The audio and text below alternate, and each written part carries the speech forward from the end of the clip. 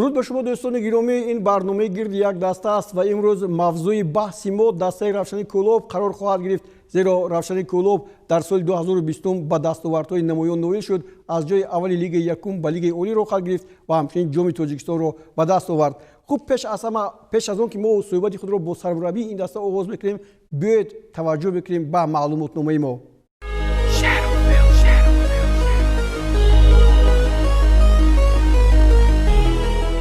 دسته روشنی کلوب هنوز سال 1965 در شهر کلوب تأسیس یافته و یکی از دسته‌های بهترین مملکت تبدیل یافت و پیوسته در چمپیونات تاجیکستان شوروی اشتراک میکرد. بعد از 20 سالی روشنی کلوب به قطار دسته‌های لیگ اولی شامل شد و پیوسته در بین دسته‌های بهترین جای میگرفت. سالهای 2012 و 2013 به این دسته میسر شد که عنوان چمپیون تاجیکستان را به دست آورد. دو مرتبه سالهای 1994 و 2020 روشن مهارت عالی نشان داده به گرفتن جام تاجیکستان سزاوار شد. در آمار دستاوردهایش 3 مدال برنجی در سالهای 1999، 2011 و 2015 تاریخش را رنگین میکند. در بازی‌های فینالی جام تاجیکستان در سال 1993 و 2003 اشتراک کرده است. یک مرتبه صاحب سوپر جام تاجیکستان گردیده، یک مرتبه دیگر در آن شرکت نموده است. روشن در بازی‌های جام کنفدراسیون فوتبال آسیا هم شرف تاجیکستان را حمایت کرده است. سال 1996 به عزت‌الله محیدینوف میسر گردید که با 35 گل زده‌اش از هیئت دسته روشن بهترین نشانزن تاجیکستان گردید. روشن را سالهای اخیر عزیمت مالی و مشکلی اقتصادی پیگیر شد و این دسته با تنفس اشتراک خود را در لیگ اولی به تأخیر گذاشت. این سال روشن باز از راه به لیگ اولی برآمد. در دستاوردهای دسته روشن سهم معروف رستموف و غیرتعلی میراحمدوف ارزنده است. در این دسته روشن در گذشته فوتبالبازان نامی چون والری تورسونوف، محمدجان حبیب‌اللهیف، عزت‌الله اسحاقوف، معروف رستموف، بهرام رستموف و امروزه مربی این دسته غیرتعلی میراحمدوف به کمال رسیدند.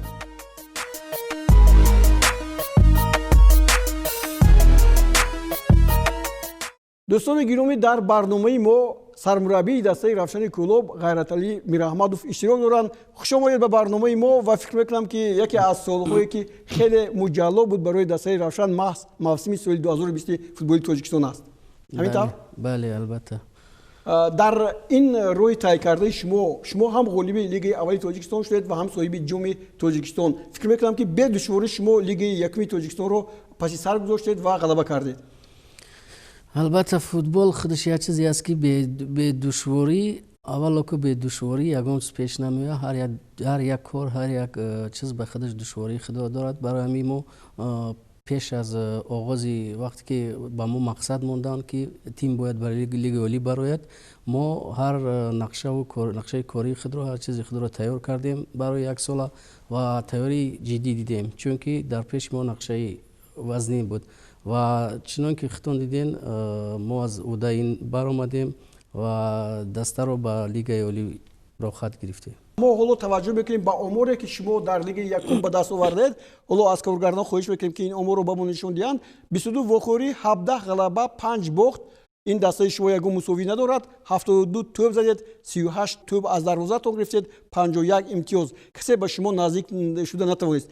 نشان دهنده ها هم عجیب است. در خانه شما 11 بازی که داشتید همش رو با غلبه انجام دادید. 45 گل، 16 گل از دروازه گرفتید، 33 امتیاز. در سفر باشد از 11 بازی باز 6 غلبه، 5 باخت، یعنی مساوی نیست. 27 توپ زدید، 22 توپ گرفتید، 18 امتیاز است. چی حالتی بود شما تا اون دوره که با بارچیو نخورید به یگان مغلوبیت دچار نشدید و همینطور هم رفتن گرفت؟ البته این فوتبال است، فوتبال به باخت نمیشود. برای همین ما هر یک بازی که با ما تیم‌ها بازی میکردن با ما مشکل بود، چون که وقتی که با تیم پیشرفت بازی میکنی همه وقت کوشش غیرت میکنی که امی تیم پیشرفت مغلوب کنی. برای همین فوتبال است، با باخت کوشش کردیم که بای ندیم، یک خیاک شد. به هر حال مساوی هم نشد. این همین گناه هست که مثلا یه اون دسته به مساوی مثلا بازار می‌کنه، البته برابر بازی کردن شد. مساوی به مساوی میشود، اما به باخت کمی در کم میشود. برای همین چه خیلی که ما تکرار کردیم با تکرار میکنیم که فقط مقصد ما با لیگ اولی برآمدن بود. برای ما جای خطاگی نداشتیم که ما باید خطا نمیکردیم، چون که 300,000 مردم کلوب با ما باوری کردن، تیم رو با ما دادن و ما باید خطا نمیکردیم که تیم به بالا بره. به هر نوع بازی از همه دشوار شما در برابری کدام دسته ها بود؟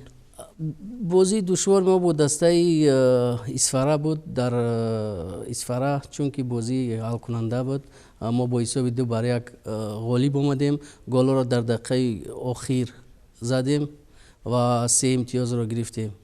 شما دسته روشن اینچنین اسفره رو در میدان خودش با حساب 3-0 مغلوب کرد و فکر میکنم که این همون بازی شما در شهر کلوب است که در این وخوری فوتبال بازی شما توانستن یک مهارت خیلی زیبا نشان دهند و توانند که در این وخوری با غلبه نویل شوند. خوب این لحظه های توپزنی با فوتبال بازی شما رو میبینیم. خوب در دوره که فوتبال بازی شما با میدان اومدن چهره های نو هم در اینجا پیدا شدند، ولی شما گمان نمیکنید که اصلا فوتبال بازی که تجربه خیلی کافی داشتن به دست شما کمک زیاد رسوندند؟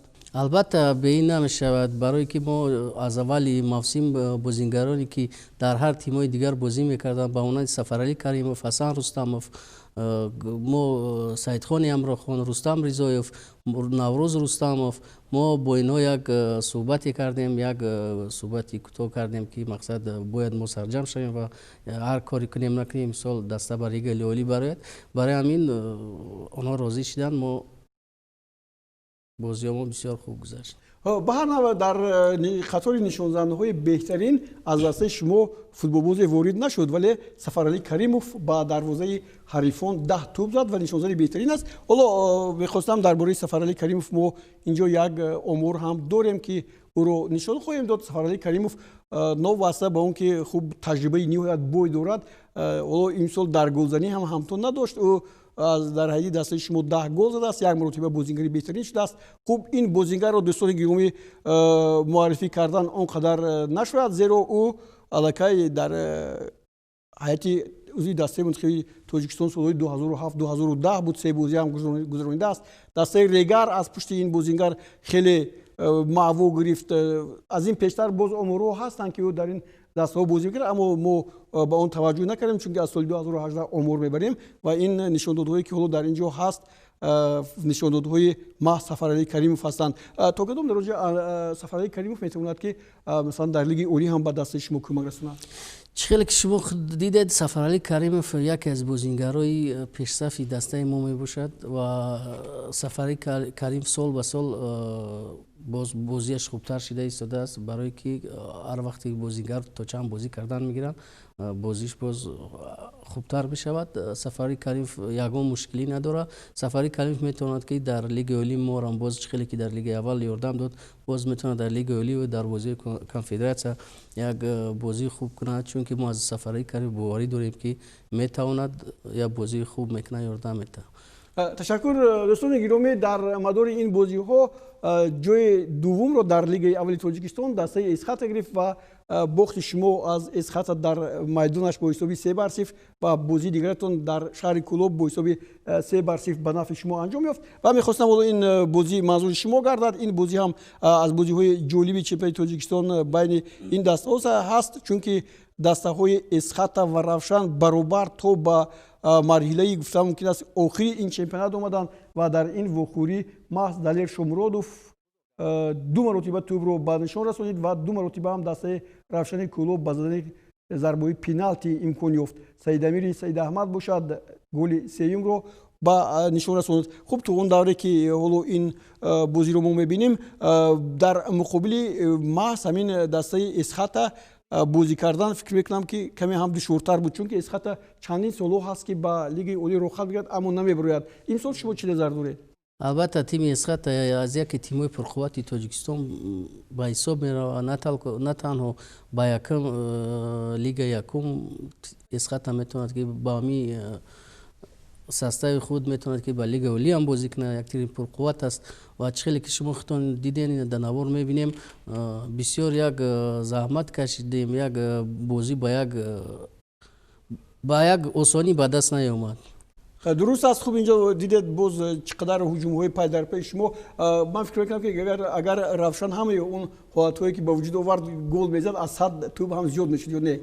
بله راست ده که خیلی همه این توپا به دروازه نمی‌دورد، هرچند کوشش میکنن بچه‌ها مهنت میکنن خیلی تا جایی که است، اما گلایی که میشه ای خیلی همین حالت‌هایی که ببینید که این گفتم کو خیلی حالت‌های زیاد هم با وجود میاد. به هر نوع بیاید حالا برمیگردیم به صحبت خودمون. ریزویف دروازه‌بان دسته روشن کلوب، این دروازه‌بان هم خود رو در شبه تاجیکستان خیلی زیاد نشون داده است و همیشه در گفتم که در حالت آماده باش قرار داشت. خوب امروز با جای رستم ریزویف چه جوانان به ویژه میرسن در حیطه دسته شما که مثلا او رو ایواز کرده بودن؟ رستم ریزویف در کلوب رفشان سال 2020 خیلی مهارت عالی نشون داد، 2 مرتبه بازیگر بهترین شد. سالهای 2018 2019 در حیطه دسته ریگر بود، اما بعد سال 2019 بعد که یک بازی در حیطه دسته ریگر گذراند و از نظرهای ما دور شد، ما از آمار او رو به دست آوردن خیلی تنقیحی کشیدیم و در برافشان آمد. بله رستم ریزایف خیلی که گفتیم یک دروازه‌بانی با لیاقت، دروازه‌بانی چی می باشد که سالهای دراز در دسته روشن تمرین کرده است. از آن جمله در وقتی که من خودم بازی میکردم اون وقتا هم بازی میکرد. خب رستم هم دسته هستید یعنی؟ بله هم دسته هستیم. رستم ریزایف تا حال در کلوب بگیم یگام دروازه‌بانی پیدا نشده است که رستم ریزایف را عوض کند. برای همین رحمت به رستم ریزایف میگیم که دسته رو دستگیری کرد تا همین روز ایستاد. رحمت میگیم. شما رحمت بگید چی گفتنی هستی که در لیگ اولی ممکن بازی نکنه؟ نه میکنم چرا نه، برای که ما با رستم ریزایف یگام چی نداریم. رستم ریزایف حتما دروازه‌بان روشن می ایستد، فرق ندارد که وای سن سالش گذشته است چی گذشته است. دوستان گرامی باز با یک نوار دیگر توجه میکنیم. در لیگ یکم چمپیونات تاجیکستان روشن باز یک روشن دیگر در اونجا حضور داشت. روشن بود از ظفرآباد و باعث اون گردید که در صفحه های اجتماعی حتی میگفتند که چرا در لیگ یکم 2 روشن هست، یکی روشن ظفرآباد دیگر روشن کلوب. باید روشن ظفرآباد نمی بود چون که جایی که روشن کلوب هست روشن ظفرآباد چیکار میکند؟ شما چه عقیده دارید؟ روشن ظفرآباد پیدا شد، روشن است نامش است، در این باره شما فکر شما چگونه است؟ این خیلی خوب است دسته وقتی که در تاجیکستان مثال 2 تیم روشن نام دارد. این خوب است. ما حق نداریم که با کسی بگیم که نام تیم تا عوض کو چی کن. دسته روشن ظفرآباد به حد یک دسته بچهای جوان، بچهای بسیار بالایقت، تیم پرقوت است. ما خیلی شاد شدیم که دسته ظفرآباد امسال جای 4 رو گرفت. بسیار یک بازی خوبی شون دادن. اگر دسته شما در مورد اخیر از پنشر مغلوب نمیشد و بازی دیگر شاید که روشن هم جای سوم می اومد. البته این خیلی چی شمشیدنش ممکن بود، لیکن ما خب چی گفتنی هستم؟ دسته روشن کلوب روشن ظفرآباد رو در میدانش با حساب 6 بر 2 شکست داد و در سفر هم با حساب 2 بر 1 پیروزی به دست آورد. در این بازی بختیار ظریفوف، سعید خانی ابروخان، امیرجان فرخزاد، خوب بختیار ظریفوف اول شده حساب رو کشید در همین بازی. ضیاءالدین فضیلوف از همون دسته، نوروز رستموف 2 مرتبه، سلیم زاده و نازیموف توپ رو به ثمر رساندند.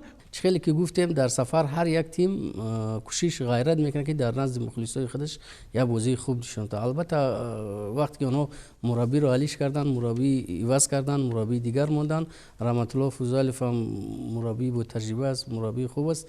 برای شاید بازی دسته بهتر شد. شاید یک کمک باشه بازی دسته با مقابل ما خیلی بازی خوب کردن. شما در یک دسته با حسن رستموف هم بازی کرده بید بفکرم. بله بازی. حالا بیاید توجه بکنیم با حسن رستموف. اموری که حسن رستموف دارد این بازیگری هست که در خط حمایه دسته خیلی گفتم ممکن است که قوی است، اما در دسته روشن 9 گل زد که من فکر میکنم که این بهترین نشان دهنده است. 4 مرتبه بازیگری بهترین شده است.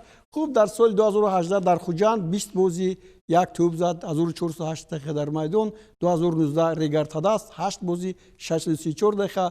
خوب در این دسته منتخب هم 6 بازی گذرانیده است. تا کدام اندازه ӯ ба шумо кӯмак кард ва аз ӯ чиро нигарон ҳастед? асан рустамов яке аз бозингарои пурқуввати мо, яке аз бозингарони пешсаф калидии мо мебошад, ки бигем қариб 50-60% бозии дастаро пеш мебарад ва дар бисёр бозиҳое ки мо дар хол лозим буд, амин асан рустамов ёрдами ӯ бисёртар мерасид, ки мо соҳиби 3 хол мешудем, соҳиби хол мешудем. як бозингари хуб аст, ки мо боварӣ дорем, ки боз ҳам соли оянда боз кӯшиш бисёртар мекунад ва тимро бисёртар ёрдам мерасонад. шумо чӣ гуна тавонистед ки масалан баъзе бозигароне ки дар ҳайати дастаҳои дигари лиги олӣ бозӣ мекунанд ба даста оред? Масалан бигирем Наврӯз Рустамовро. албатта як гапи хуб чихеле ки мегӯянд, як гапи хуб, як суҳбати хуб бо онҳо мо гузарондем ва фаҳмондем ҳамаи ҳамино дар Равшани Кӯлоб бозӣ кардагиянд, солҳои дароз аз дастаи Равшан футболист шида баромадагиянд. Мо як суҳбат кардем ва инҳо розӣ шуданд, омода ба тим бозӣ карданд. Наврӯз Рустамов ҳам метавонист ки дар ҳамин лиги якум яке аз нишондиҳандаҳои беҳтарин шавад, чунки дар ҳайати дастаи Файзканд бозӣ кард, 9 бозӣ гузаронда, 2 тӯб зад ва 733 дақиқа дар майдон буд. Хуб дар нимаи дигар ба дастаи шумо гузашт, 9 гол зад. хуб ин ҳам 2 маротиба бозигари беҳтарин аст. ин натиҷаҳое ҳаст ки барои Наврӯз Рустамов мебошад. хуб Наврӯз, дар қатори Наврӯз Рустамов боз кадом ҳамлагари шумо бисёр мумтоз бозӣ кард имсол? дар тими мо имсол чи бозингароне ки дар курсӣ нишастагӣ буданд, чи дар бозӣ кардан дар қисми асосӣ, якдигар фарқ намекарданд, чунки дар курсии бозингарои ҷавони нишаста буданд, ки ба монанди Некрус Салимзода, Шодӣ Муродов буд, Умед Бадалов буд, бозингарои буданд, ки ҳар вақте ки ба майдон медаромаданд, тима пеш мебурданд. Барои мо мушкилӣ надоштем, ягон чи мушкилӣ надоштем. хуб боз як чизи дигарро пурсиданӣ будам. Бозигарои ҷавон дар бораашон мо гуфтем, аммо Амирҷон Фаррухзод як бозингаре ки бисёр ҳам моҳирона бозӣ мекард, 4 маротиба беҳтарин бозингар шудааст ва дар муқобили вақте ки дастаҳои лиги олӣ бозӣ кард барои ҷоми Тоҷикистон, мо ҳайратзада шудем ки ҳамин гуна ҷавонон ба воя мерасанд. ин дастпарвари мактаби Равшани Кӯлоб аст? Бале, ин дастпарвари Равшани Кӯлоб аст. Амирҷон Фаррухзод, ин аз кӯдакӣ мо инро худамон тайёр кардагием. як бозингари ояндадор аст, ки дар тими мунтахаби 16-сола бозӣ мекунад ва айни ҳол ҳам бозӣ мекунад ва ояндадор, футболист ояндадор. боварӣ дорем ки ин ояндааш дурахшон аст. мо аллакай дар бораи ҷавонон ҳам гуфтем. дар ҳайати дастаи шумо аллакай гуфтед Саидхони Амрохон ҳастанд, дар бораи Рустам Резоев гуфтем, Саидхони Амрохон ҳам ҳастанд. инҷо мо дорем маълумот дар бораи Саидхони Амрохон, вале хеле ҷустуҷӯ доштем.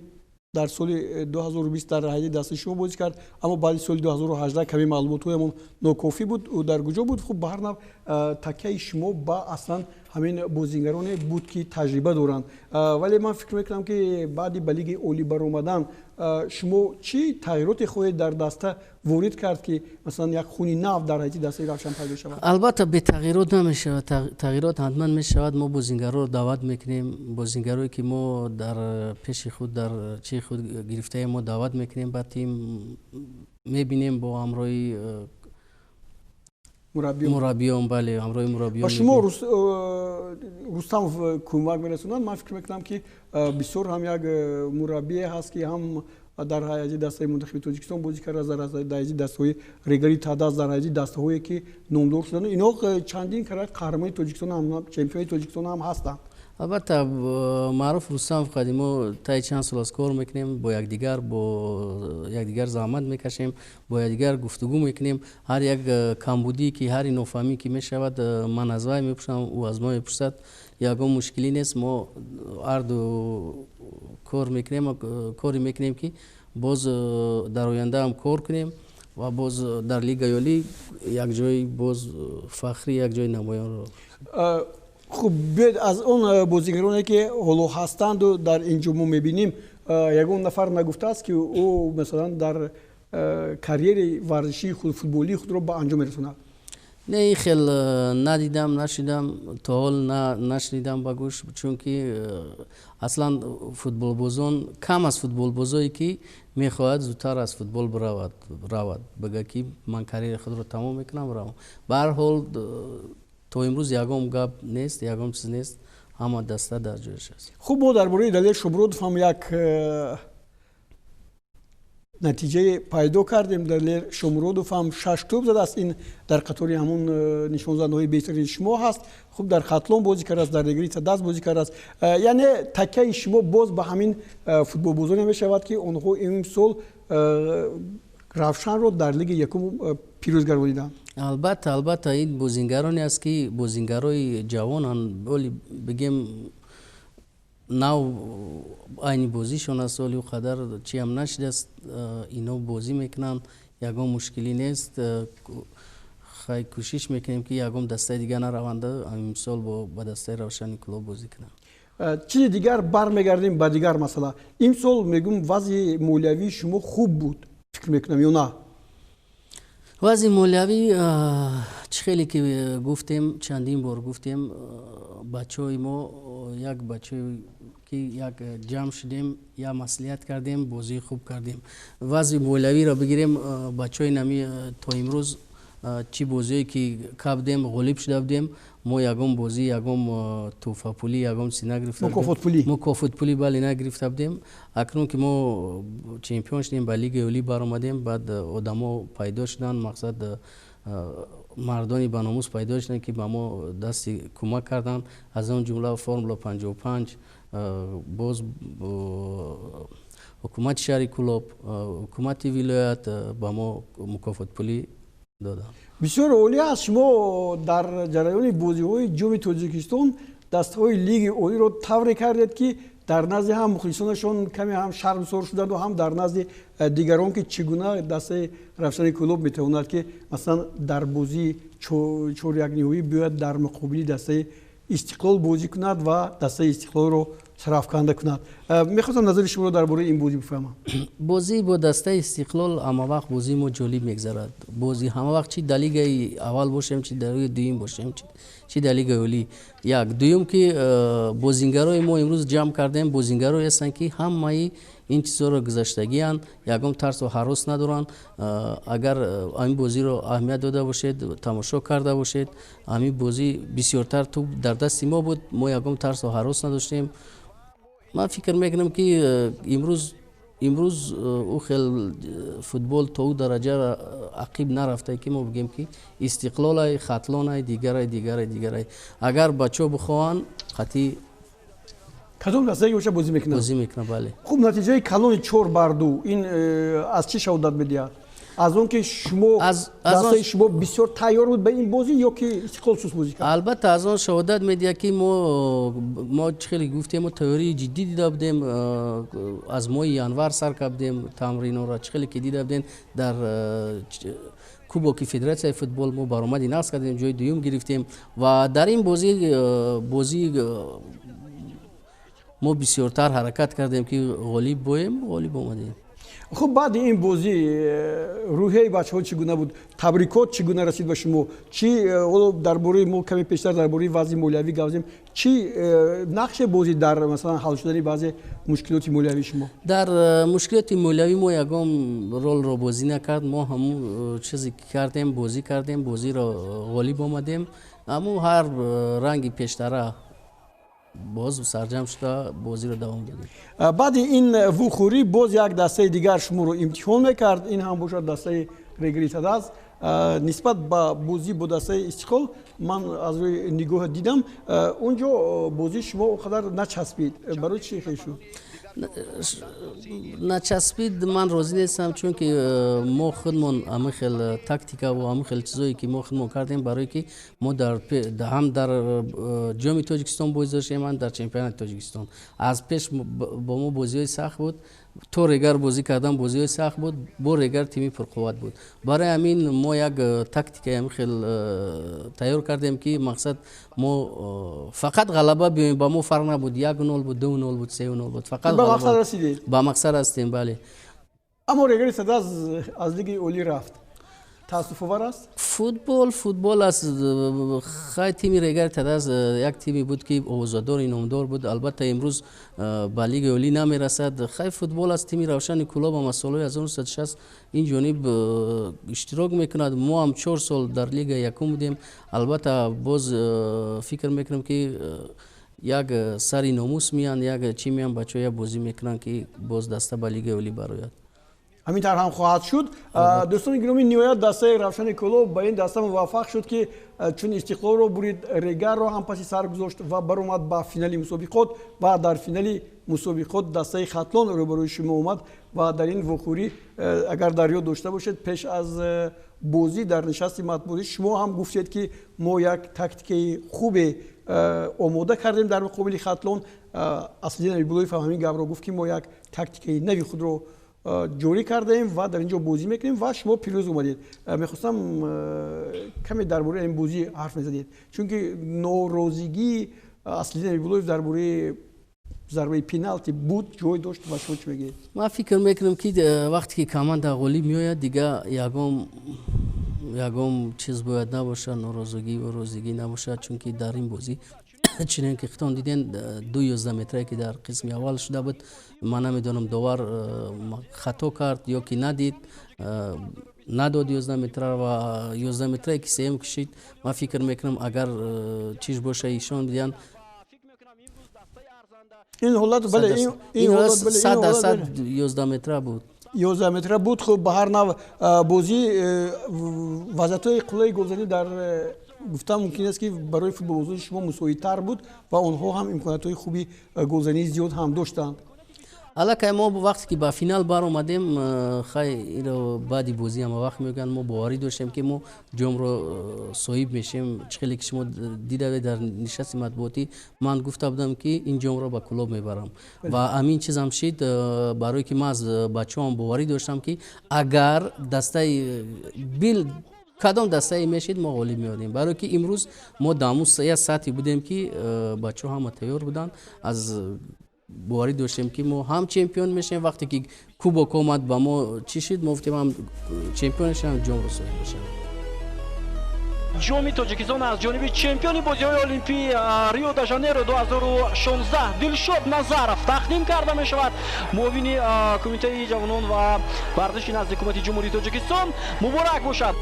ҳамин тавр ҳам шуд. акнун боз нақшаи шумо чӣ гуна мешавад дар соли оянда ки дар лигаи олӣ аллакай бозӣ мекунед? албатта мо нақшаи кашидем ки аз моҳи декабр мо тамринҳои худро сар мекунем. ба тим 3-4 бозингарои дигарро даъват мекунем, тимро пурқувват мекунем ва барое ки лигаи олӣ як боз ҳарчанд боша лигаи олӣ аз талабҳои худашро дорад. бале, барои ҳамин мо як тарӯи хуб мебинем ки дар лигаи олӣ як бозии хуб нишон диҳем.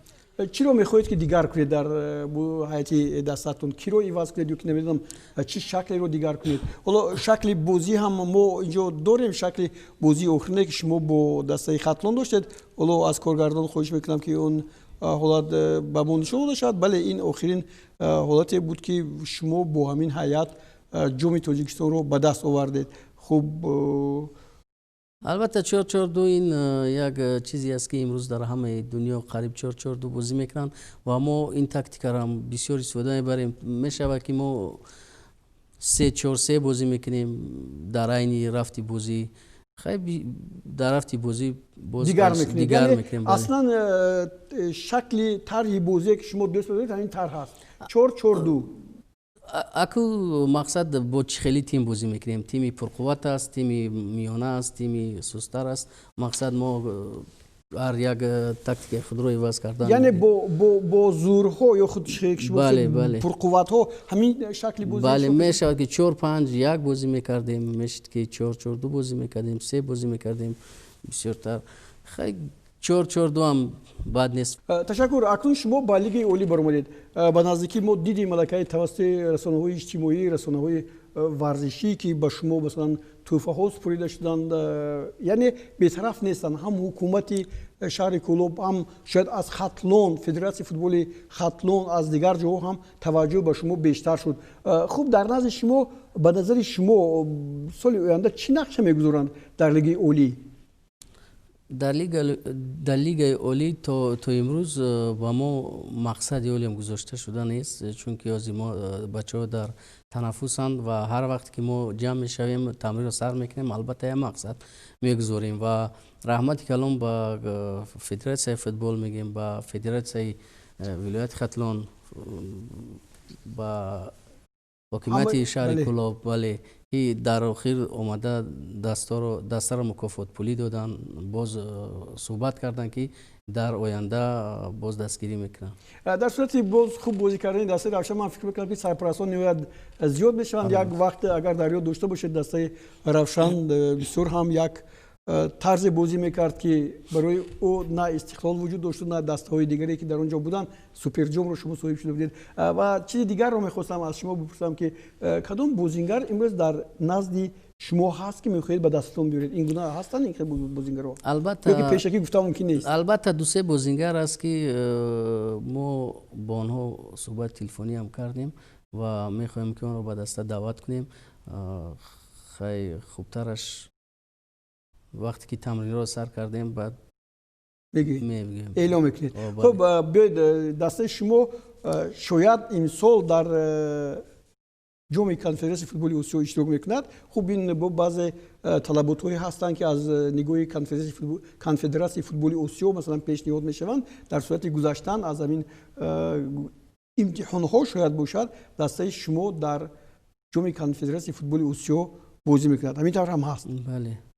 تا کدام درجه ورزشگاه آماده می شود؟ تا کدام درجه امکانات ها هستند که مثلا دسته رو پرزودتر کنند؟ کی مشق‌های خود رو با موسم سال 2021 شروع میکنید؟ مشق‌های خود رو ما در نقشه داریم که در ماه دکامبر، در 10-15 ماه دکامبر تمرین خود رو سر کنیم، چون که در پیش یک مسابقه است که این مسابقه چخیلی که شما خودتان میدونید یک مسابقه پرقوت است که باید دولت رو حمایت کنید. بله، باید شرایط دولت رو حمایت کنید، شرفش رو. برای همین ما کوشش میکنیم که 4-5 بازیگران پرقوتی با تجربه رو باز دعوت کنیم که درباره بچه‌ها بستن یا بازی خوب. ما باوری داریم که در این بازی ها ما بازی خوبشون میدیم، هرچند در میدان خودم بازی نکنیم. فکر میکنم که هر یک تاجیکستانی کوشش میکند مخلصی کند برای دسته روشن کلوب، چون که دسته روشن کلوب این فقط از کلوب نیست بلکه از تاجیکستان تمام جمهوری است. برای همین باز یک بار دیگر اول رحمت میگم با مخلصان که در خانه خود شیشته با ما دعاگو بودن، مخلصی کردن تیم امروز با این درجه رسید. تشکر. درباره مخلصان من گفتم آخرین سوالی من باید درباره مخلصان باشد. امسال مخلصان در ورزشگاه نبودند. این با فوتبال، با روحیه فوتبال بازون تا کدام درجه مخلص تاثیر میرسونه؟ البته فوتبال این خود یک چیزی است که به مخلص فوتبال نیست. همین روزا خیلی که شما خودتون شاهد هستین در اروپا و در دیگر جاها فوتبال می شود. همین چمپیونات های پرقوتی که است در انگلیس و در گرمانیا و در فرانسه و دیگر جاها به مخلص است، حتی خوش تماشا کردن هم نمی آید. عجایبات ندارد. عجایباتش پس شده است. برای همین مخلص یک چیزی است که فوتبالیست با مخلص زنده است، مخلص با فوتبال زنده است. برای همین تیستر دعا میکنیم که همین وبای عصر کووید 19 تیستر از همین دنیا دور شود و تیستر باز همین فوتبال ما باز بالاتر و جالبتر شود. مخلصان با ورزشگاه آیند. مخلصان، چون که مخلصان خیلی پزمان شدن. ما هم با مخلصان پزمان شدیم که هر وقت که این کاری آسان نیست، وقتی که در یک سال هم چمپیون تاجیکستان میشوی هم صاحب جام میشوی، وقتی که میبینی میدان خالی است فکر میکنم بسیار رو افتاده نیست. بله. به هر نوع ما با اون آرزوهای شما هم همراه هستیم. غیرت علی میر احمدوف تشکر میگیم که دعوت ما رو پذیرفتید و به برنامه گرد یک دسته آمدید. ما باوری داریم دوستان گرامی که سال 2021 در موسم نو مخلصان باز اجازه میشد که به میدان ها آیند. این بیماری طور شما گفتید از بین برداشته می شود و دسته روشن کلوب یک بازی زیبایی نشون میدهد که باز ما برای این هنری زیبایش کفکوبی خواهیم کرد. در همینجا برنامه گرد یک دسته رو به انجام رسیم. دوستان گرامی دیگر باره خود رو احتیاط کنید و همیشه شاد و پیروز باشید. خیر.